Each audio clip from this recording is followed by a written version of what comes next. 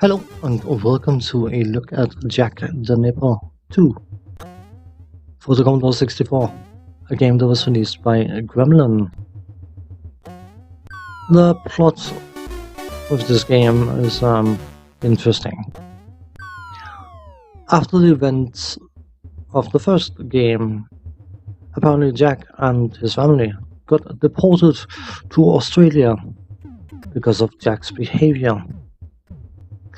Of course, Jack, being the naughty that he is, he didn't like that prospect, so under very strict supervision of his parents, he manages to escape the plane on his way to Australia, using his diaper as a parachute, and he lands in some jungle of some description. His dad is in hot pursuit, and there's no indication or mention of him using a parachute, so wonder how he got down, but irrelevant. It's a game plot, and this game plot is about as thin as my hairline. Now, the objective in this particular game is to score as many points or be as naughty as possible, or both. That is what is indicated by the manual itself. And the way you go about either scoring points or being naughty is by, well, you will also score points by being naughty, so I suppose they are connected, but by going around and clear different tasks and defeat enemies by tossing or spitting or throwing or whatever else you might do various different objects at them. The weapons, which was a bit dramatic word I suppose for a game featuring a toddler, essentially, includes things like coconuts and the blowpipe. But you can also find dynamite at one point, so perfectly child safe. Then your task is to move around in the jungle and try to navigate different areas by going up and down ladders and using ropes to swing across gaps and avoid enemies, avoid falling too far. Use naughty items, which includes things like glue and woodworm and all sorts of other interesting things.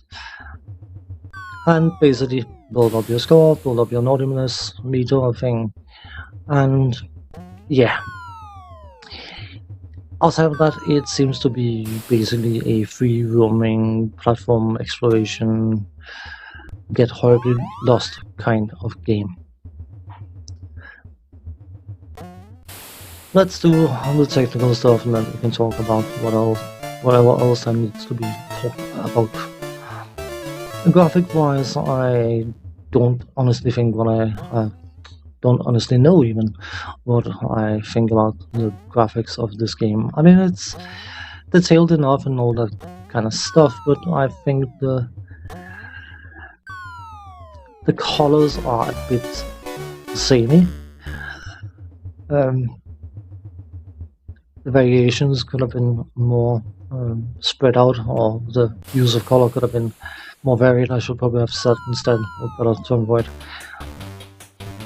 And because of the graphical style, sometimes you find it very hard to see where you're supposed to be able to land when you're trying to jump from platform to platform. What is a solid object and what is not can be something you only discover by trial and error, which is not particularly useful. I wouldn't call the graphics bad, but I wouldn't call it great either. I would average. Nothing special, nothing ugly, just yeah. The sound design, the title music, and the in-game music It may be your style and it may not be your style, but I do find specifically the title music quite enjoyable, and the in-game music is very, very repetitive, but not necessarily intrusive in any way, shape, or form.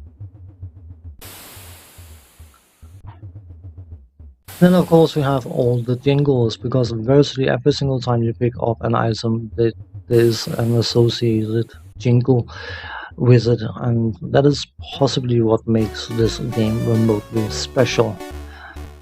The fact that you have several different objects and therefore several different jingles, which are all unique, some of them better than others, and some of them outright extremely epic. And yeah, the musical side of things, whether they are considered as being the jingles or the game's title music, very, very happy with. The sound effects are from bland to cool, and just want you to hear this. And they appropriate for the game. Oddly enough, the dying sound is probably the weakest sound, but I suppose having a toddler dying is not exactly politically correct these days anyway, so probably wouldn't have some overdramatic screaming going on. That would probably be a touch too far.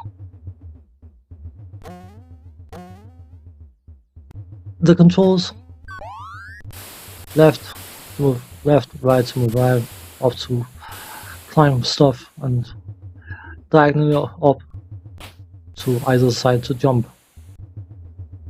Fire to shoot whatever you may have available to shoot, and down and fire to use whatever naughty object you have in your pocket.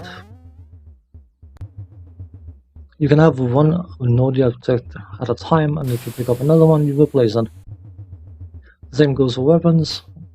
They are replaced when you pick up a new weapon, and in the case of the dynamite, you have one shot, so not having another weapon nearby can leave you quite vulnerable. The gameplay. Yeah, the gameplay is more or less an open-ended go and find your puzzles and solve them if you can be bothered kind of game. And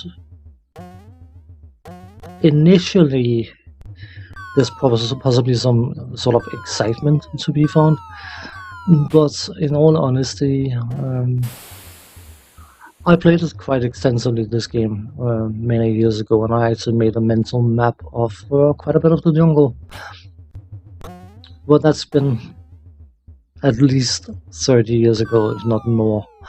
And I have to admit that my memory of this game is not as good as I would perhaps need it to be when it comes to navigating the jungle. And I basically had to relearn the game and the different obstacles and how to bypass them, and you can, if nothing else, just die, become invulnerable for 3 seconds, and then rush past whatever you're trying to get past. But in all honesty, the fact that you have controls which are very, very temperamental, they are responsive and all that kind of stuff, but your jump length is predetermined.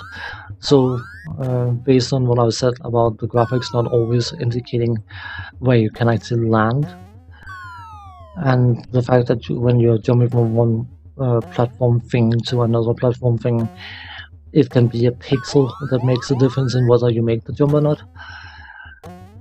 All those kind of things makes it, after a very, very short amount of time, extremely tedious. It did for me, at least. And even though the game is trying to indicate that you should have the option to go around exploring stuff by giving you 9 lives, and you don't always lose a life depending on how you get knocked out. If you step on a spike and you don't smack your head up in a stalactite, whatever they're called, then you don't lose a life, but you still get knocked out and sent back to the closest restart point or respawn point, whatever. And in that regard, I should mention that the respawn points are extremely generous. You basically respawn where you died or lost a life or got knocked out on whatever it was you did But all in all, if mindless exploration and trying to work out what you're supposed to do, where and when and how is not your cup of tea, then this game doesn't have an awful lot on offer. The premise of running around with a toddler and trying to be naughty is weak at best. The excitement is definitely going to be down to the individual of what they want from a game, and personally I want sharper controls, I want more excitement.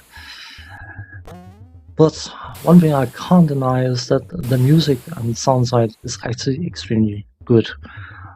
On that note, thanks for watching, take care, see you next time, bye bye for now.